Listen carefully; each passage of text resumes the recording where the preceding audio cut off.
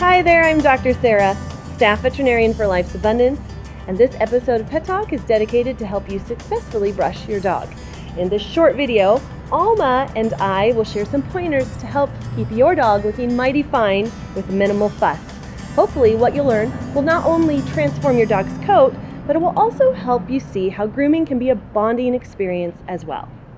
Rule number 1 is to start grooming as early as possible.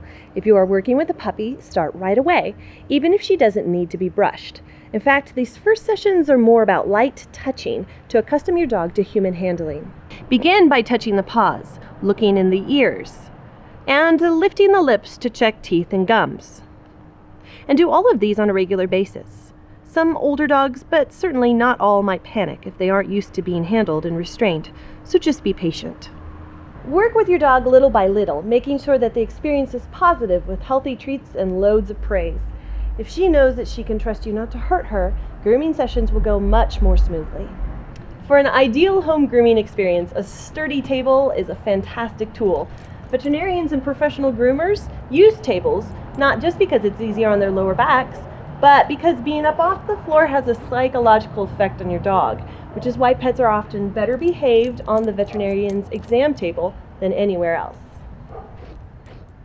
If you don't plan to use a table, grooming might go better with 2 people, one to brush and one to hold the leash close to the collar.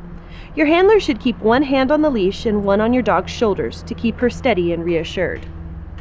For just about any breed, a slicker brush is the best choice.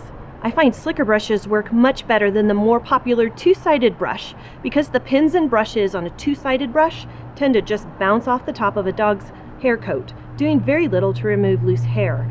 You can also use a rake to thoroughly remove loose hair.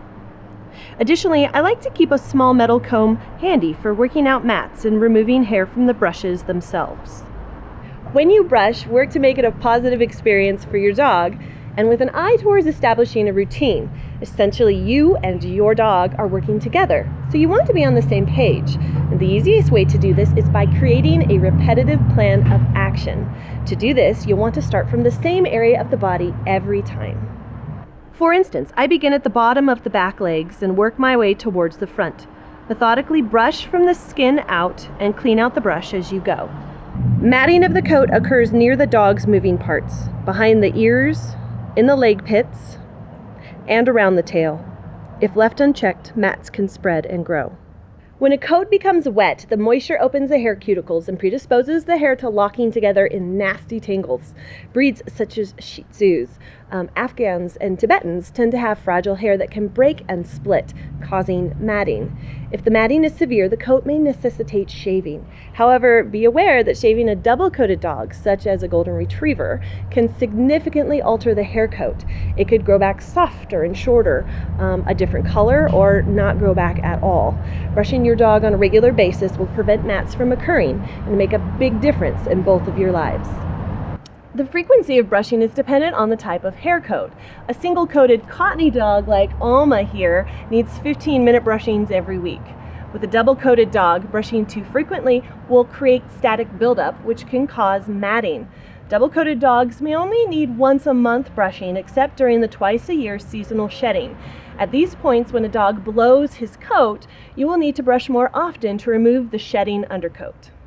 If your dog has a tendency to build up excessive earwax, commit to cleaning them on grooming day as well. I use Life's Abundance Ear Care Formula, which contains aloe vera and plant botanicals and is alcohol-free, keeping ear canals clean and the skin soothed.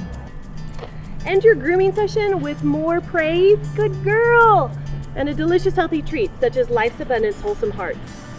That way your dog is sure to look forward to grooming sessions every time. And by following these simple tips, your dog will be the best looking pup in the neighborhood and you'll want to go out and show her off. Thanks so much for watching, and check back next month for another episode of Pet Talk with Dr. Sarah.